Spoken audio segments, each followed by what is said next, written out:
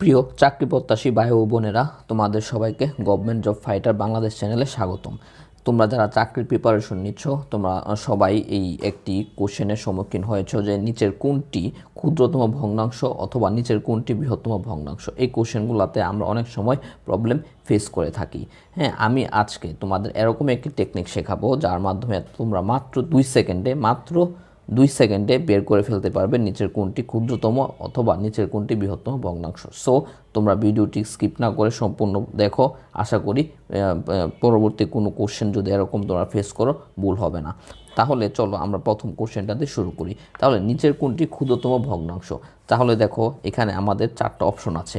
একটা হচ্ছে 2/5, একটা হচ্ছে 4/9, একটা হচ্ছে 1/3 এবং একটা হচ্ছে 3/7। তাহলে আমরা কিভাবে বুঝবো কোনটা হচ্ছে ক্ষুদ্রতম ভগ্নাংশ? আমাদের প্রথম টেকনিক দেখো, প্রত্যেকটার উপরে আমরা কি দিয়ে দিব? 0 দিয়ে দিব। কি দিয়ে দিব? 0 দিয়ে দিব। তাহলে দেখো, যদি 0 দিয়ে দিই তাহলে 20কে যদি 5 দ্বারা ভাগ করি তাহলে আমার রেজাল্ট কত আসতেছে? 4। সিমিলারলি 40কে যদি আমি 9 দ্বারা ভাগ করি তাহলে কত আসতেছে? 4 9 36। তার মানে কি 4, যেহেতু 36 আছে এখানে 40, তার মানে 4 পয়েন্ট সামথিং আসবে, মানে 4-এর বড়। এটা একটু মাথায় রাখবা। এরপর দেখো 10কে যদি 3 দ্বারা ভাগ করি, 3 3 কত? 9। তার মানে কি 3 থেকে, যেহেতু এখানে 10 আমার রেজাল্ট 9 আসে, তার মানে 3 থেকে একটু বড় রেজাল্ট আসবে। ঠিক আছে। অপর দিকে দেখো 30কে যদি তুমি 7 দ্বারা ভাগ করো তাহলে 4 7 কত আসে? 28। তার মানে এখানে রেজাল্ট আসবে কত? 4 পয়েন্ট সামথিং। তার মানে তুমি যদি এই জিনিসগুলাকে যদি একটু কম্পেয়ার করো তাহলে তোমরা কিন্তু ইজিলি বের করে ফেলতে পারবা কোনটা ক্ষুদ্রতম ভগ্নাংশ। তাহলে তোমরাই বলো এখান থেকে ক্ষুদ্রতম ভগ্নাংশ কোনটা? অবশ্যই এইটা। আশা করি তোমরা বুঝতে পেরেছো। এখন দেখো সিমিলার ওয়েতে 2 নাম্বার যে প্রবলেমটা, সেম প্রবলেম। হ্যাঁ, এইখানে 4টা অপশন আছে। একটা হচ্ছে কি 3/5, একটা হচ্ছে 7/10, একটা হচ্ছে 7/12 এবং একটা হচ্ছে 8/15। সিমিলার ওয়েতে তোমরা এটাও সলিউশন করে ফেলতে পারবে যে নিচের কোনটি ক্ষুদ্রতম ভগ্নাংশ। তাহলে কি করতে হবে আমাদের? প্রথমে প্রত্যেকটায় মানে লবে আমরা কি দিয়ে দিব? 0 দিয়ে দিব। লবে কি দিয়ে দিব? 0 দিয়ে দিব। তাহলে দেখো 30কে যদি আমরা 5 দ্বারা ভাগ করি তাহলে রেজাল্ট কত আসতেছে? 5 6 30। 70কে যদি আমরা 10 দ্বারা ভাগ করি তাহলে রেজাল্ট কত আসতেছে? 7 10 70 7। এখন দেখো 70 এখানে আছে 12, আর এইখানে দেখো 80 এখানে আছে কত? 15। এই দুইটাতে দেখো 70কে যদি আমি 12 দ্বারা ভাগ করি, আমরা যদি 5 12 কত? 60, তাহলে 6 12 72। তার মানে এখানে রেজাল্ট আসতেছে কত? 5 পয়েন্ট সামথিং। কিন্তু দেখো 6 যদি যাই তাহলে আসতেছে 72, এখানে আসে কত? 70। তার মানে 72 70 কিন্তু খুব কাছাকাছি রেজাল্ট। তার মানে এইখানে মানে হচ্ছে হতে পারে 8, হতে পারে 9 বা এরকম কোনো কিছু আসবে, 5 পয়েন্ট সামথিং, 8 বা 9, তাই না? যেহেতু 72 আর 70-এর মধ্যে পার্থক্য মাত্র 2। অপর দিকে দেখো 80। এখন এই 80-র ক্ষেত্রে যদি 80কে তোমরা 15 দ্বারা ভাগ করো তাহলে কত হয়? 5 15 75। হ্যাঁ, তাহলে আমার রেজাল্ট আসবে 5 পয়েন্ট সামথিং। কিন্তু যদি 6 15 যাও তাহলে কত আসতেছে? আমার 90 চলে আসতেছে। তাহলে তুমি একটা জিনিস চিন্তা করো, ছিল 80, আমার যদি 6-এ যাই তাহলে আসতেছে 90 এবং 80-র মধ্যে কিন্তু হিউজ গ্যাপ। তার মানে এখানে কিন্তু গ্যাপ ছিল 2, যার কারণে এখানে আমাদের প্রায় 6-এর ক্লোজ ছিল। এখানে যেহেতু 90 আর এখানে 80, তার মানে এটা অবশ্যই 6-এর ক্লোজ হবে না, তাই না? তার মানে আমরা বুঝতে পারতেছি এইটা হবে সবচেয়ে ক্ষুদ্রতম। কারণ কি দেখো 6 7 এটা তো হবেই না, আমাদের কম্পিটিটর হচ্ছে এখানে এই দুইটা। এখন এই দুইটার মধ্যে আমরা বের করে ফেলেছি এই সংখ্যাটা অবশ্যই এটা থেকে ছোট হবে। তাহলে এখানে রেজাল্ট হবে কত? এইটা। আশা করি তোমরা নিচের কোনটি ক্ষুদ্রতম ভগ্নাংশ এটা বুঝতে পেরেছো। যদি এরকম টাইপের কোনো কোশ্চেন থাকে তোমরা 2 সেকেন্ডের মধ্যেই আনসার বের করে ফেলতে পারবে।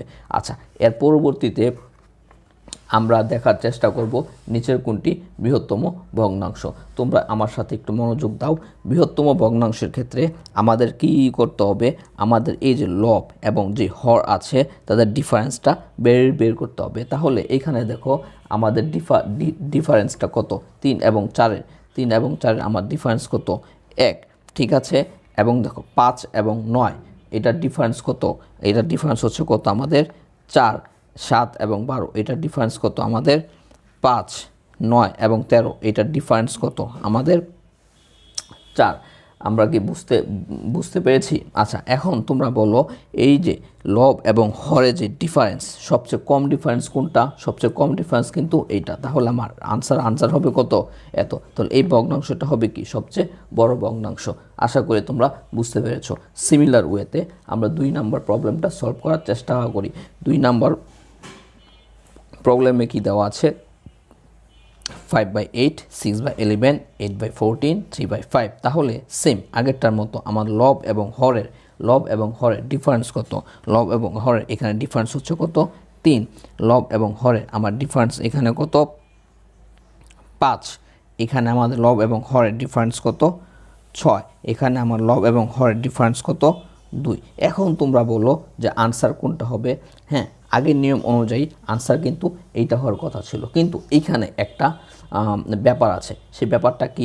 দেখো, এখানে যদি আমাদের ক্রমিক সংখ্যার মতো যদি থাকে, যেরকম এখানে 2 এবং 3, দেখো 2 এটা নর্মালি আমার এইটার মতো আনসার হওয়ার কথা ছিল, কিন্তু এখানে দেখো ক্রমিক সংখ্যা ছিল না, সর্বনিম্ন সংখ্যা 1, একের পরে কিন্তু 2 নাই, যার কারণে আমার এইটা আনসার হয়ে গেছে। কিন্তু এখানে দেখো ক্রমিক সংখ্যা আছে 2, 3। তো এই ক্ষেত্রে তোমাদের একটা জিনিস মাথায় রাখতে হবে, যদি ক্রমিক সংখ্যা থাকে তাহলে যার কি বড়? লব বড়। যার কি বড়?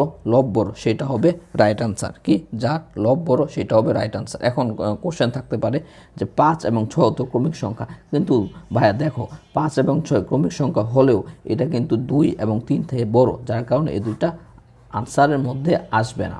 আশা করি বোঝাতে পেরেছি। এখন দেখো লাস্ট প্রবলেম, 3 নাম্বার প্রবলেম।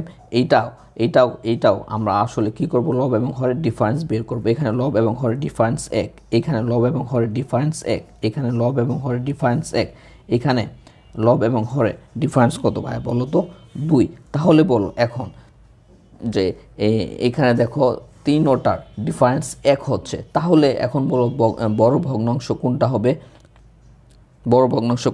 বলো। তাহলে কি হবে? বড় ভগ্নাংশ হবে কি? যার লব বড় সেটা। তাহলে এখানে সবার থেকে লব বড় কত? 4। তাহলে আমার রাইট আনসার হবে এত। আশা করি এই ভিডিওটা দেখার পর তোমাদের পরবর্তীতে যদি এই 2 টাইপের কোশ্চেন তোমরা যদি ফেস করো, মাত্র 2 সেকেন্ডে তোমরা আনসার বের করে ফেলতে পারবে। আর এই ভিডিওটি যদি তোমাদের ভালো লেগে থাকে, তোমরা অবশ্যই আমার চ্যানেলটি সাবস্ক্রাইব করে পাশে থাকা বেল আইকনটি ক্লিক করে আমাকে হেল্প করো। ধন্যবাদ সবাইকে।